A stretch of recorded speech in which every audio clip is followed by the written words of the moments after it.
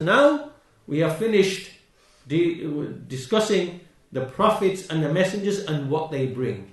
It is wahi. Wahi, or it is naqal. We say naqal. Naqal means that which is being transmitted. On this side, we have another group of people, and we will call them the philosophers. Right? The philosophers. And specifically, I mean the Greek philosophers. Right? These are people like Plato and Aristotle. You've probably heard of these people, and they are taught in the schools and so on and so forth. And this is crucial to understand because we want to contrast between the prophets and messengers on the one hand and how they guide the people, and these people over here who are the philosophers. Right? How do the philosophers, how do they speak about the world and about the things that they cannot see? They use what? They use what? Aql. They use reason. Right?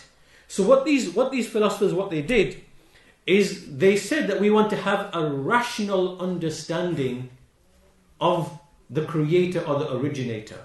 Right? How can we rationally understand who is this being or this thing that we know is governing the universe? Right? And how can we acquire knowledge of him? Remember, these people are misguided people. There is no book sent to them. They are star worshippers. They are polytheists. They are idolaters. And they just use their aql to try to understand the world and to try to understand things that they cannot see. Right? And so they basically said, aql is the foundation of all knowledge. Is this true? Is this true? Is aql the foundation of knowledge about Allah?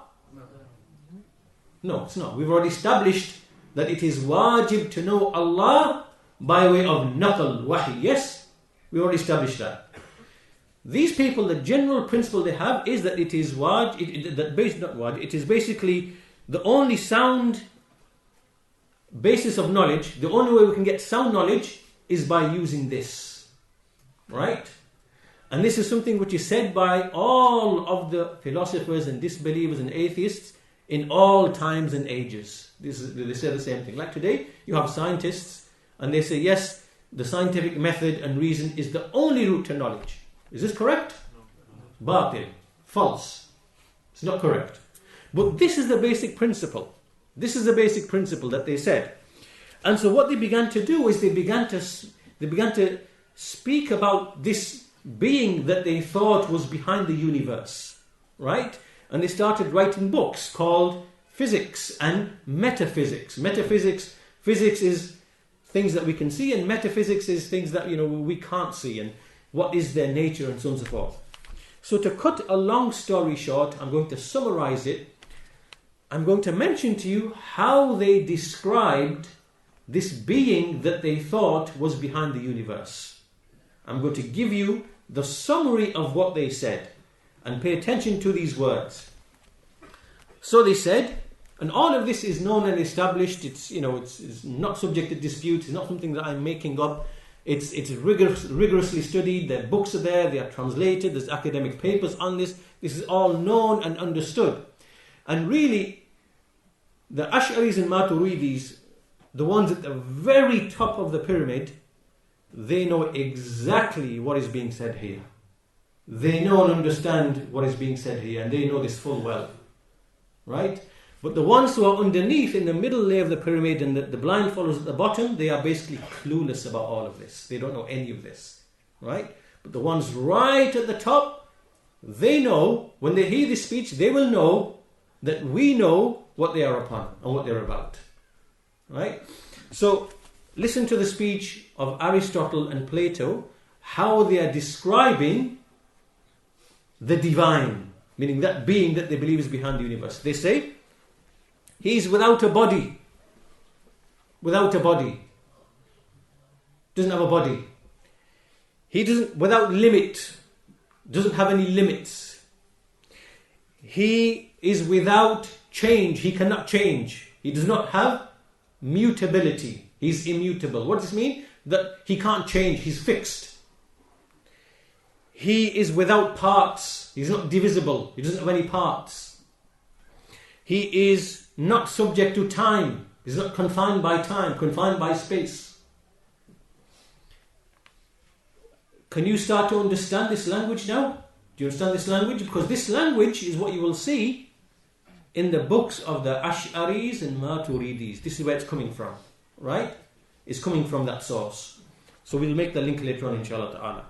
So they're saying this being is without a body, he's without parts, and he's without passions. By passions they mean things like loving and being pleased and being angry and things like this.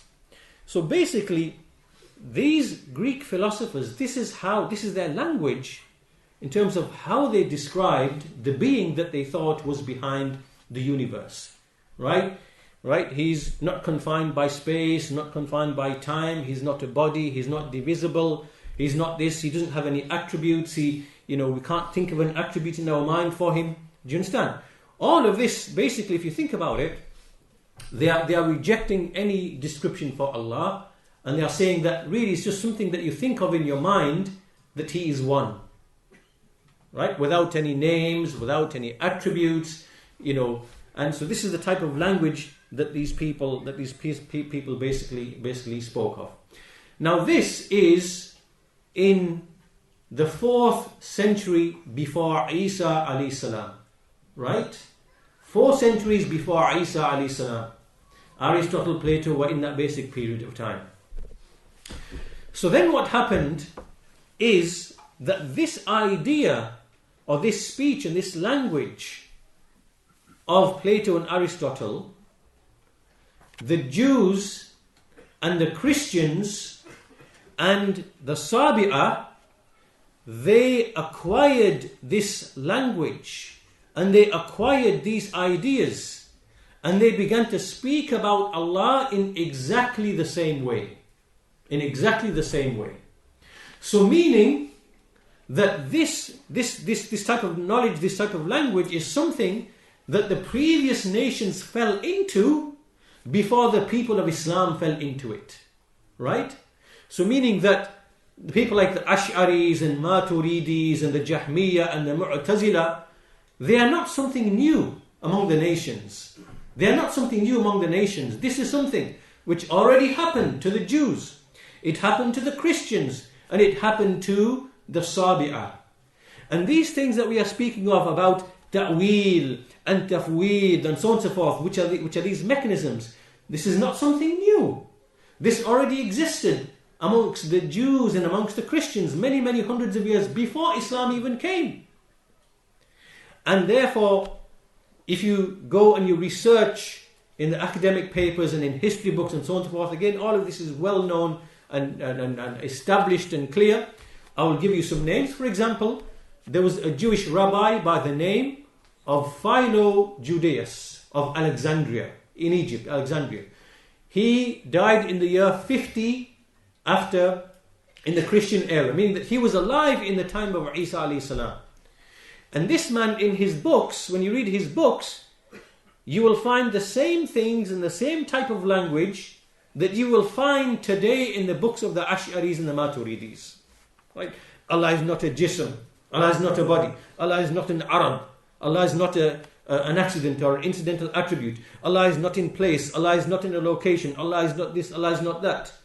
This is what we call negative theology. You only describe Allah in negatives. You only say what He isn't rather than saying what He is. Because if you say what He is, you've likened Him to the creation. Do you understand the basic idea now? Right? So this is something that was already present amongst those Greeks, Plotinus and others like that. And so this Philo, he's speaking with the same language. 800 years, 700 years before Jahm bin Safwan, the Jahmiyyah, the Mu'tazila, the Kullabiyah, the Ash'ariyah, the Maturidiyyah. Right? Then after him, you have amongst the Christians, they become affected by the same thing. There is Clement of Alexandria in the 3rd century after Isa alayhi salam, speaking exactly the same language. God is without parts, without a body, without is not divisible, is not mutable, and so on and so forth. The same type of language. not a jism, not an arad, is not subject to hawadith. All of this philosophical babble, philosophical nonsense that they took from the Greek philosophers, right? So if you read his works, then you go and read, for example, the books of these Ashaa'irahs and Maturidiyyahs, it's exactly the same language. Then you have after him a person called St. Augustine of Hippo, I believe, the place where he's from. Exactly the same thing. He's basically in the 5th century. This is only now 3 centuries before Islam. Exactly the same type of language, right? And this is because they were affected by those Greek philosophers who said we use reason to decide what the Creator is and what He isn't. And then on the basis, and they are obviously just misguided polytheists and idol worshippers who are speaking upon ignorance, then the Jews took that, and the Christians took that, and the Sabi'ah, they took that as well. The Sabi'ah are basically people to whom Ibrahim al-Islam was sent, but they remained in those lands for centuries and centuries and centuries, and they were still present when Islam came. And they were present in the Muslim lands. So, now the point is, can you see the difference between what's over here? What's over here? It is wahi. Yes? Wahi through the prophets and messengers. What's over here? Huh? What is it built upon? Jahl. Jahl. The whisperings of the shayateen. Right? Speculation. Right? And all of this nonsense. Right? That was taken then by the nations. By the Yahud. By the Nasara. By the Sabi'ah. And this now was present amongst the people when Islam came. Is that clear to you? That these ideas were present. It's not something new. It was already there. And one of the famous Christian theologians was a man by the name of John of Damascus. He was present in the time of Islam. Right? John of Damascus in Damascus. After 100 Hijrah. And this man had exactly the same speech.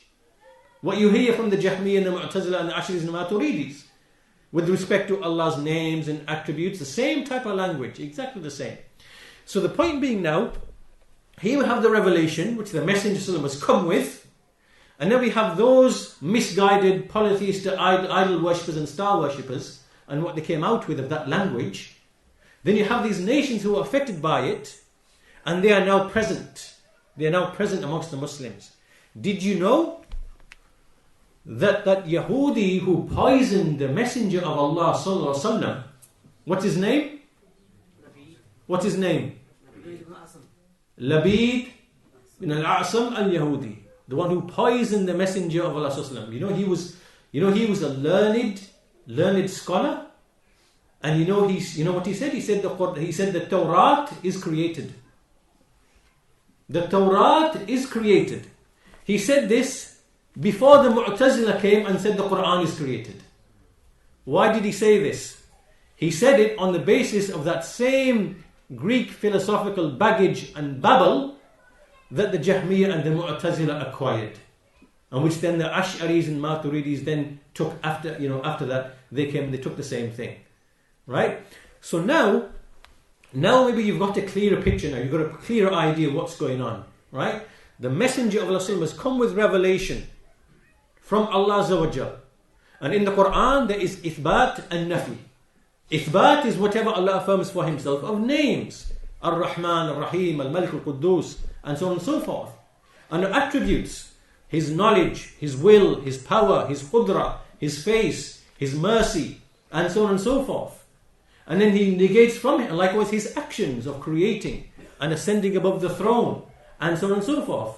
And likewise He negates from Himself all imperfections. This is the knowledge that we take from Allah Azza wa Jalla.